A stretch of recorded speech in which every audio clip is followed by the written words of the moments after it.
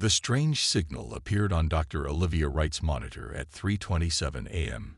She blinked, wondering if her tired eyes were playing tricks on her. But the pattern continued, pulsing with mathematical precision from somewhere beyond Neptune's orbit. "Everyone, I need confirmation on this," she called to her team at NASA's Deep Space Monitoring Facility. Her colleague Alan rushed over, coffee splashing from his mug. "That's not one of ours," he whispered as the signal strength increased. "And it's moving. Fast." Within hours, observatories worldwide confirmed the presence of an object approaching Earth at impossible speeds. It slowed as it entered the solar system, defying known physics. The world's governments scrambled to respond. Captain Daniel Rivera received the call while training new pilots at the International Space Force base in Nevada. His commanding officer's voice was tight with tension. "Rivera, we need you in Washington. Now." 24 hours later, Rivera sat in her room with the world's top military and scientific minds. Dr. Wright presented what little they knew about the approaching object. "It's approximately 2 kilometers long.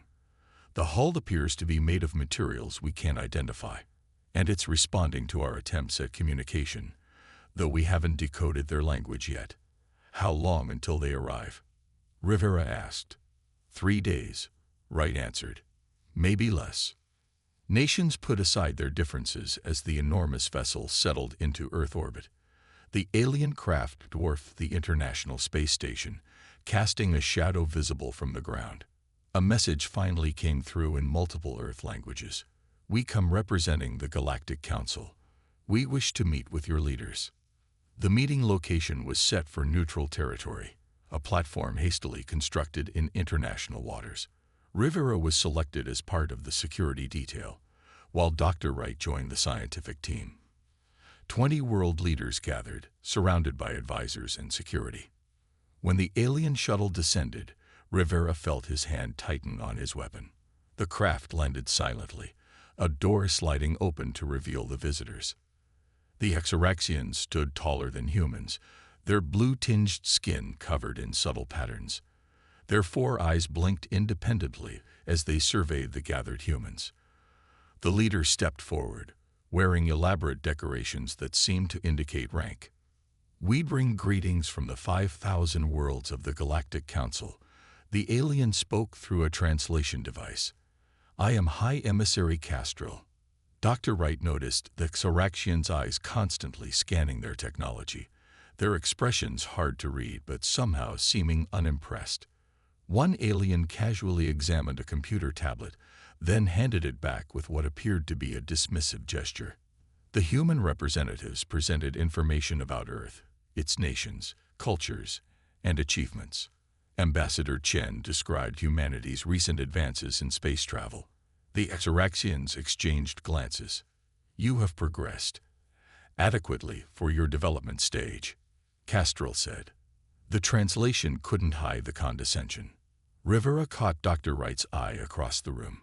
Her slight nod confirmed his suspicions.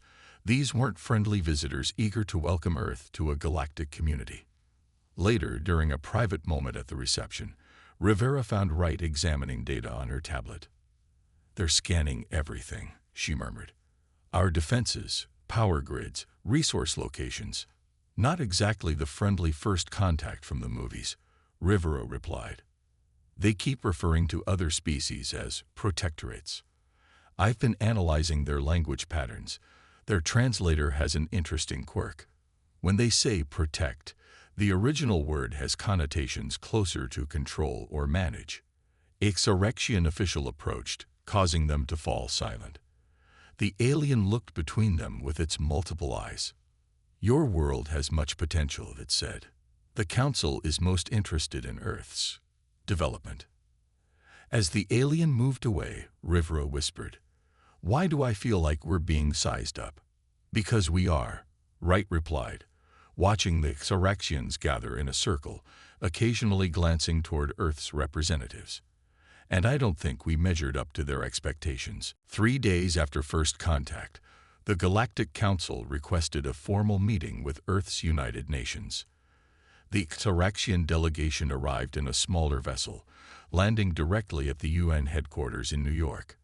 High Emissary Castril stood before the assembled representatives of humanity, his blue skin shimmering under the lights. "The Council has completed its initial assessment of your world," he announced. "Earth sits at an important junction of cosmic energy paths. What you call your solar system contains resources valuable to many worlds." Murmurs rippled through the human delegation. "We extend an invitation for Earth to join the Galactic Council as a protected member world." Castril continued, "You will receive technological assistance, defense, and integration into the galactic economy." Director Samuel Foster, hastily appointed to lead Earth's response team, leaned forward. "And what would Earth provide in return?" The alien's 4 eyes blinked in sequence. "Access to your natural resources, managed by Council specialists. Limited mining rights. Some population relocation to optimize resource extraction." Commander Alicia Martinez, seated behind Foster, passed him a note. He read it quickly, his expression unchanged. "We'll need time to consider your generous offer," Foster said carefully. "Of course," Castril replied. "The Council understands that developing species require time to process new concepts. You have 30 Earth days to accept our terms." After the aliens departed, Foster called an emergency meeting in a secure underground facility.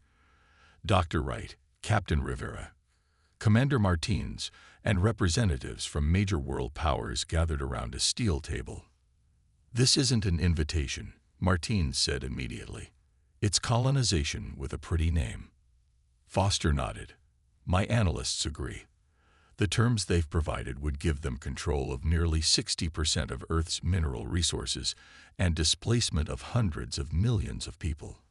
"What happens if we refuse?" asked the representative from Nigeria. Foster looked to Dr. Wright, who pulled up images on the main screen. "We've been analyzing their fleet," she explained. "The main vessel we've seen is just one of several now positioned throughout our solar system. Their weapons capabilities appear to be significant." Captain Rivera stood up. "We need to prepare for the possibility of conflict while buying more time through diplomacy." "Exactly," Foster agreed. "They expect us to be intimidated. We'll play along while mobilizing every resource we have." Over the next 2 weeks, Earth maintained diplomatic conversations while secretly preparing. Military forces worldwide moved to hardened positions. Scientists worked around the clock studying the limited alien technology they could access. Commander Martinez supervised the conversion of underground facilities into command centers. "They're watching our major installations," she told her team. "Everything important goes underground or is disguised as civilian infrastructure." On day 28, Earth requested an extension for their decision. The Xoraxian response was immediate. "The Council has determined your delay tactics indicate reluctance," Castril stated during the video conference. "To clarify the benefits of our offer, we will provide a demonstration of alternative outcomes." The communication cut off abruptly. 3 hours later, alarms blared across global defense networks. Dr. Wright stared in horror at her screens as multiple objects detached from the Council ships and accelerated toward Earth. "They're targeting military installations," she reported to Foster. "Precision strikes." Captain Rivera was at the North American Aerospace Command when the first impacts hit. The building shook as nearby bases were struck with weapons beyond human understanding. "This isn't a demonstration," he shouted into his comm as reports flooded in from around the world. "It's an attack." Commander Martinez watched from her underground bunker as cities were hit next. Washington, Beijing, Moscow, London. Millions of lives snuffed out in minutes. "So much for their 30-day deadline," Foster said grimly as they received reports of alien ships entering the atmosphere. "They never intended to wait for our answer." Dr. Wright looked at the devastation spreading across her monitors, thinking of her husband who had been in Boston when it was hit. "What do we do now?" "We survive," Foster replied. "And then we fight back." Smoke rose from the ruins of once great cities as the Galactic Council's regulatory action entered its 3rd day. What they had called a limited demonstration had killed over 12 million humans. Dr. Olivia Wright stared at the photo of her husband on her phone. Boston had been among the first cities hit. She had tried calling him countless times, but the networks were down. Deep down, she knew. "Doctor, we need to move," a soldier said, touching her shoulder gently. "Council ships are scanning this area." The surviving human forces had scattered to hidden bunkers across the globe. Wright's team was headed to a facility codenamed Black Box, buried deep in the Rocky Mountains. Meanwhile, Captain Daniel Rivera led a rescue operation in the ruins of Chicago. His small team moved through collapsed buildings, their radiation detectors clicking. "Movement ahead," whispered his surgeon, pointing to a partially collapsed shopping mall. Rivera approached cautiously, weapon ready. A small group of civilians huddled inside, eyes wide with fear. "U.S. military," he called out.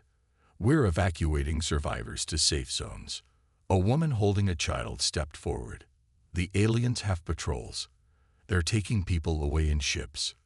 Rivera nodded grimly. "Stay low and follow us. We have transport 10 blocks from here."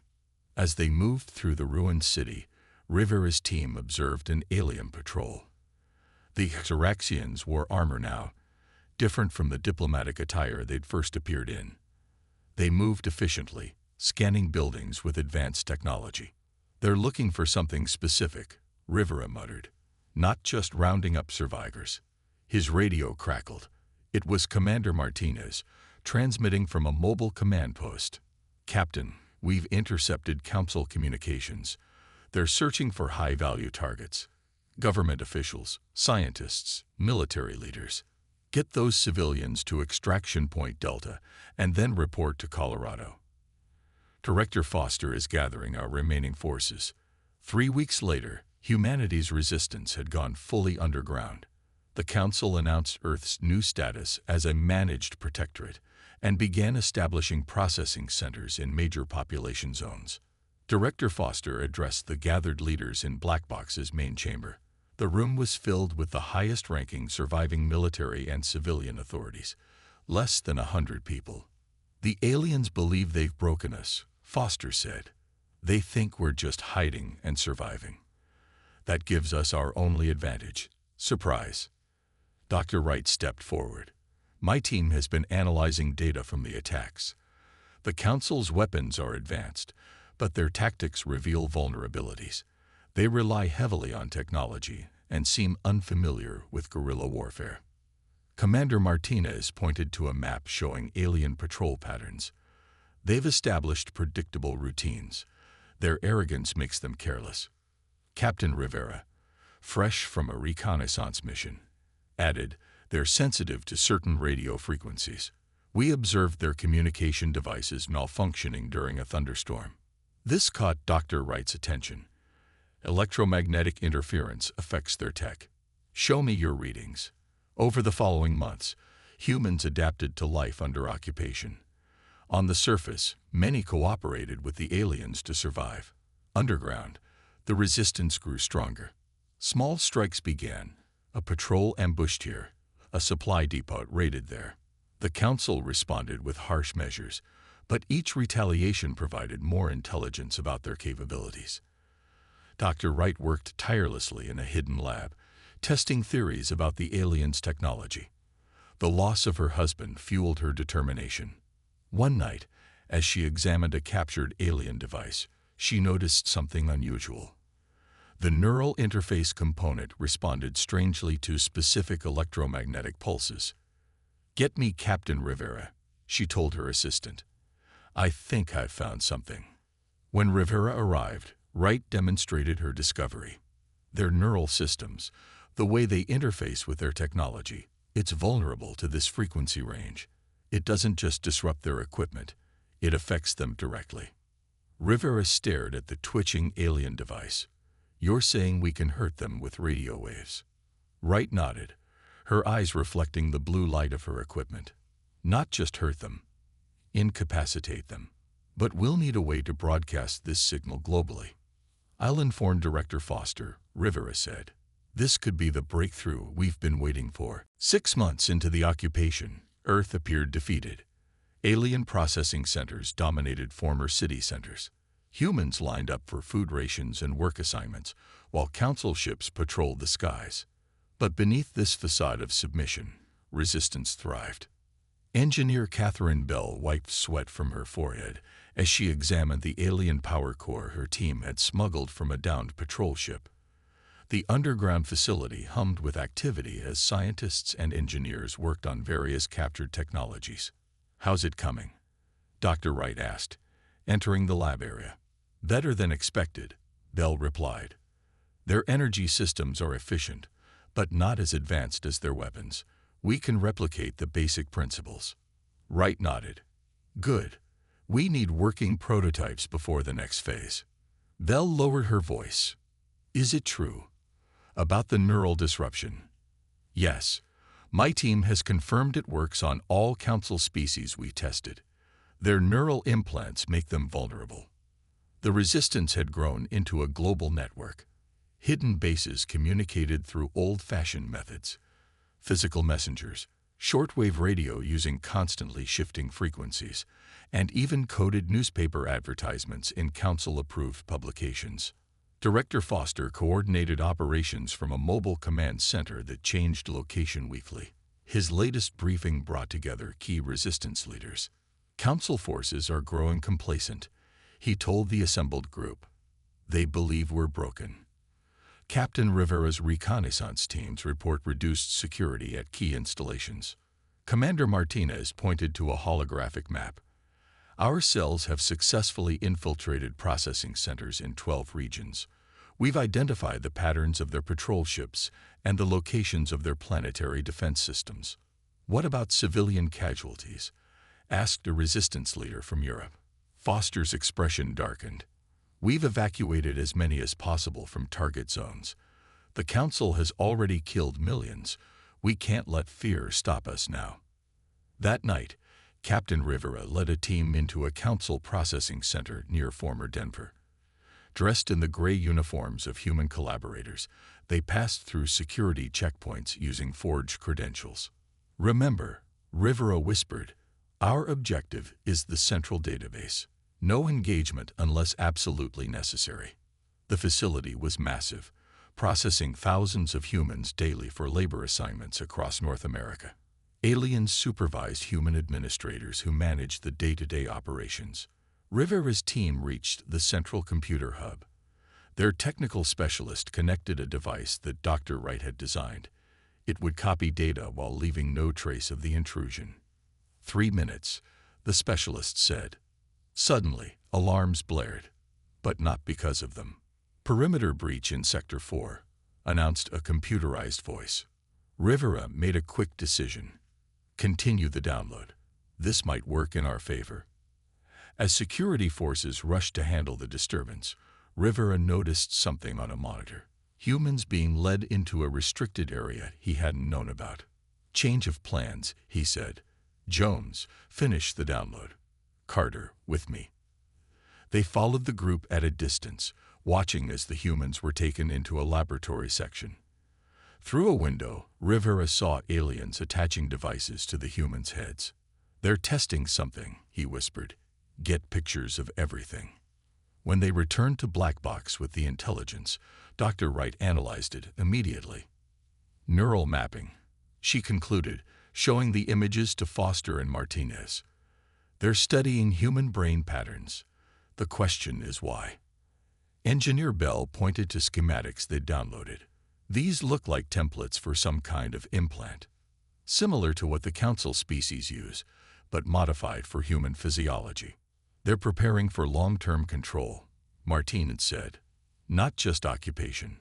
Foster's face hardened. "Then we move up our timetable. How soon can your electromagnetic weapon be ready, Doctor?" "The prototype works," Wright replied, "but delivering it globally is the challenge. We need access to satellite systems or similar distribution networks." Bell stepped forward. "I might have a solution. The Council uses atmospheric transmitters for their communication network. If we can hack into that system." Foster nodded. "Work on it. In the meantime, we accelerate recruitment and weapons production." The Council thinks humans are simple creatures who will accept defeat. They're about to learn differently, Rivera said. The day of Operation Thunderstrike dawned like any other under alien occupation. Council ships patrolled the skies while humans went about their assigned tasks, heads down, seemingly broken. The aliens had grown accustomed to this routine, their confidence solidifying into complacency. Beneath an abandoned farm in Iowa, Director Foster addressed the Resistance Command. All cells are in position, he confirmed. Engineer Bell's team has successfully infiltrated 3 primary transmission stations. Dr. Wright's device is ready for deployment. Commander Martinez studied the tactical display. Council security forces are at minimum staffing. They're rotating crews to their orbital stations today. Captain Rivera checked his gear one final time.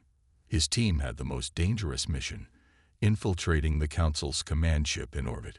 The shuttle is prepared, he reported. We've replicated their access codes from the data we gathered. If their security protocols haven't changed, we'll have a 30-minute window to reach the central control hub. Dr. Wright handed Rivera a small metallic device. This is the master transmitter. Once you reach the command hub, activate it. It will override their communications network and broadcast the disruptive frequency to all their systems simultaneously. What if their protocols have changed? Martins asked. Rivera smiled grimly. Then we improvise. As darkness fell, the operation began. Using a captured Council shuttle and forged authorization codes, Rivera's team of 6 approached the massive alien command ship orbiting Earth. Their shuttle was disguised as a routine supply transport. Approaching Docking Bay 3, Rivera noted. Transmitting clearance now. Tense moments passed before the response came. Transport J-17. You are cleared for approach. Proceed to loading dock 7. The team exchanged relieved glances. Phase 1 complete. Meanwhile, on Earth, Engineer Bell's teams moved into position at key transmission stations. Disguised as maintenance workers, they carried modified equipment that looked like standard tools but contained Dr. Wright's disruptive technology. Remember, Bell instructed over the secure channel. The primary nodes need to be modified simultaneously. We'll have approximately 2 minutes before their security systems detect the intrusion. At the Black Box facility, Dr. Wright monitored the operation with Foster and Martinez. All teams report ready, she said, awaiting Rivera's signal from orbit. Aboard the command ship, Rivera's team moved efficiently through the corridors. Their forged identities as human collaborators granted them access to most areas, but the central hub would be more challenging.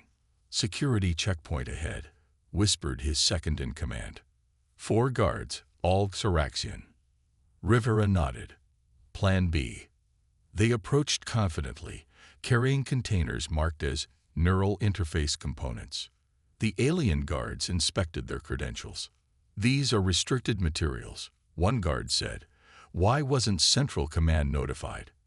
Emergency replacement order, Rivera replied, showing a forged authorization. The High Emissary's neural system is experiencing connectivity issues. The mention of their leader created the desired effect. The guards conferred briefly, then allowed them through. Aliens, Rivera had learned, feared failure in their hierarchical system. Once inside the central hub, they moved quickly. 2 team members secured the entrance while Rivera connected Dr. Wright's device to the main communication array. Device planted, he reported through a secure channel. Activating in 30 seconds. On Earth, Bell received the signal. All teams, initiate sequence now. Across the planet, Resistance members activated their devices at the transmission stations. The disruptive frequency began broadcasting through the aliens' own communication network. The effect was immediate and dramatic. Throughout the command ship, aliens clutched their heads as their neural implants malfunctioned. Some collapsed, while others stumbled around in confusion.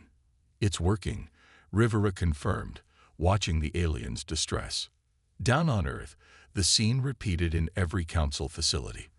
The aliens' carefully constructed control systems turned against them as their neural networks overloaded with conflicting signals. At processing centers, Humans seized the opportunity. Resistance fighters emerged from hiding, distributing weapons, and freeing those held captive. Commander Martinez led the assault on the main council headquarters in former New York. All units advance. They can't coordinate their defenses. The council's response came swiftly. 3 days after Operation Thunderstrike began, massive reinforcement ships appeared at the edge of the solar system. Earth had won the first battle, but the war was far from over. In the underground command center, Director Foster studied the incoming data with growing concern. "Their fleet is larger than we anticipated," he said. "At least 15 capital ships, each carrying thousands of troops." Commander Martinez pointed to the tactical display. "They'll reach Earth orbit in approximately 72 hours, but they're maintaining strict communication silence. They've learned from their mistake," Dr. Wright noted. "They know their neural networks are vulnerable, so they're likely operating with minimal implant functionality." Engineer Bell entered the room, her face flushed with excitement despite the grim news. "We've finished adapting the Council's shield technology to our largest vessels," she announced, "and the weapons systems are operational." Foster looked surprised. "How many ships are ready?" 17 so far. Not the thousands the Council has, but ours have something theirs don't." "What's that?" Martins asked. Bell smiled. "Humans who know they're fighting for their survival." Around the world, resistance forces had secured most major Council facilities. Alien survivors were being detained while humans worked to understand and control the advanced technology left behind. Captain Rivera, having successfully returned from the orbital mission, led a team examining a captured Council battlecruiser. "Their technology is impressive but not magical," he explained to his engineers. "They rely on principles we can understand and adapt." Their advantage was time and resources, not superior intelligence. One engineer looked up from a control panel. "Captain, I think I've figured out their navigation system. It's using quantum entanglement for instantaneous communication, despite our disruption of their neural networks." Rivera nodded. "Can we track their incoming fleet with it?" "Better than that. We might be able to disrupt their formation. They're using synchronized jump points." The information was relayed to Foster, who immediately called a strategy meeting. Earth had 70 hours to prepare for the counterattack. Engineer Bell's team worked frantically to equip as many vessels as possible with alien technology. Former passenger ships, cargo vessels, and military craft were converted into a makeshift defense fleet. "The shields will only withstand a few direct hits from their main weapons," Bell warned. "But our adapted energy cannons should penetrate their defenses if we can get close enough." Commander Martinez was appointed Fleet Admiral. She addressed the pilots and crews before deployment. "We are outnumbered and using unfamiliar technology," she acknowledged. "But we have advantages they don't expect. They think we're primitive beings who got lucky once. They don't understand that humans thrive under pressure. We adapt. We improvise. And most importantly, we never give up." The Earth fleet took position behind Mars, using the planet's magnetic field to mask their energy signatures. When the Council Armada arrived, they found Earth seemingly defenseless. High Emissary Castrol, leading the reinforcement fleet, sent a planet-wide transmission. "Your resistance was impressive but futile. Surrender now, and we will be merciful. Continue fighting, and Earth will be reduced to ash." The response came not from Earth, but from behind the Council fleet. Martinez's ships emerged from their hiding place, attacking from the rear where the alien vessel's shields were weakest. "All ships target their propulsion systems," Martinez ordered. "Disable, don't destroy. We want their technology intact." The battle was chaotic and fierce. Council ships, surprised by humans using their own technology against them, scrambled to respond. Several alien vessels fell to the initial assault, but the Council's superior numbers began to tell. "Admiral, we're losing ships too quickly," her tactical officer reported. "We can't sustain this exchange." Martinez remained calm. "Hold position for 3 more minutes. Bell's team needs time." On Earth's surface, Engineer Bell and Dr. Wright monitored the space battle from a captured Council communications hub. The facility had been repurposed to serve a crucial function. Quantum transmitter aligned, Wright confirmed. Broadcasting now. Bell activated the system they had worked on for the past 70 hours. A modified version of the neural disruptor transmitted through the quantum communication network the Council ships relied on. In space, the effect rippled through the alien fleet, not as devastating as the first attack, but enough to create confusion in their command structure. Captain Rivera's stealth vessel approached the Council flagship undetected amid the chaos of battle. His team of 12 wore adapted alien combat suits with helmets that concealed their human features. "Remember the objective," Rivera told his team as they prepared to board. "We need to reach the central database core. Everything else is secondary." They docked at a maintenance airlock, bypassing the main defenses.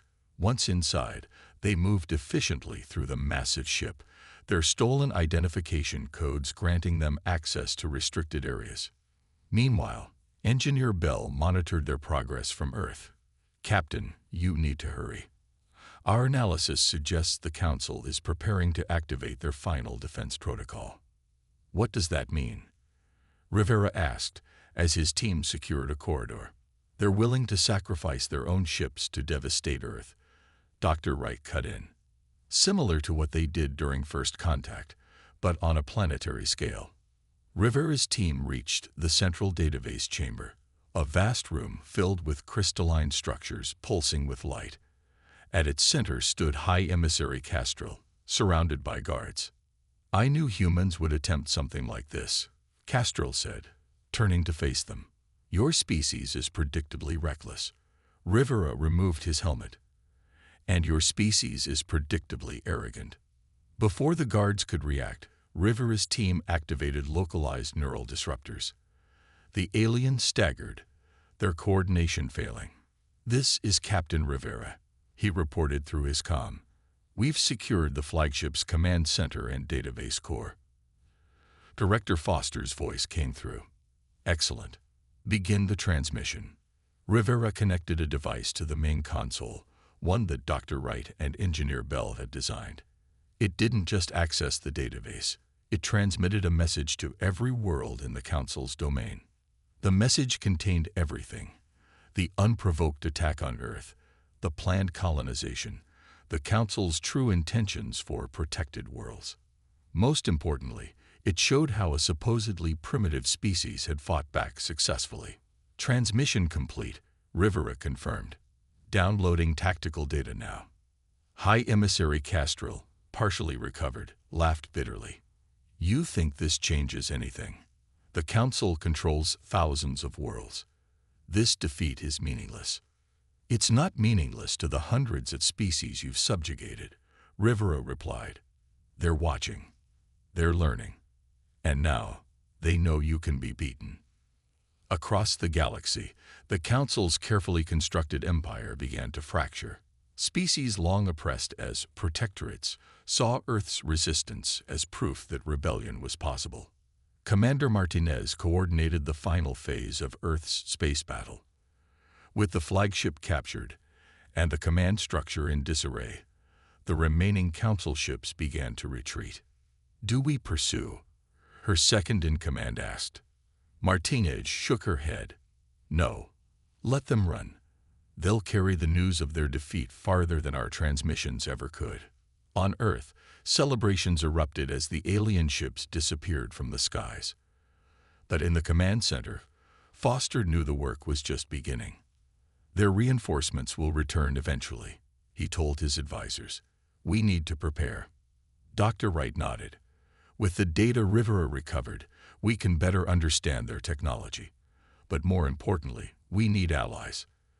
Within weeks, the first diplomatic missions arrived from other worlds, species seeking alliance with the humans who had stood against the Council. Some brought advanced technology. Others offered resources or strategic locations for defensive installations. Engineer Bell led the effort to integrate these new technologies with Earth's growing fleet. "We're not just replicating their systems anymore," she explained to Foster. "We're improving them."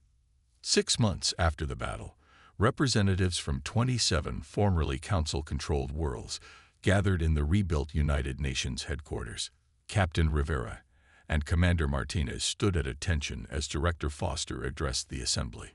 Today marks the formation of the Allied worlds conquered at, Foster announced. Not an empire or a council that rules from above, but a true alliance of equals, each world sovereign, yet united in mutual defense and cooperation. Dr. Wright watched from her seat, thinking of her husband and the millions lost in the initial attack. Their sacrifice had led to something unprecedented, a new galactic order based on respect rather than domination. In orbit, Earth's defense fleet patrolled alongside ships from a dozen allied worlds.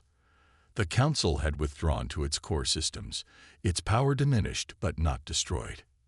"They'll be back," Rivera said quietly to Martins as they looked out at the assembled alien representatives. "And we'll be ready," she replied. "Not just Earth now, but all of us together."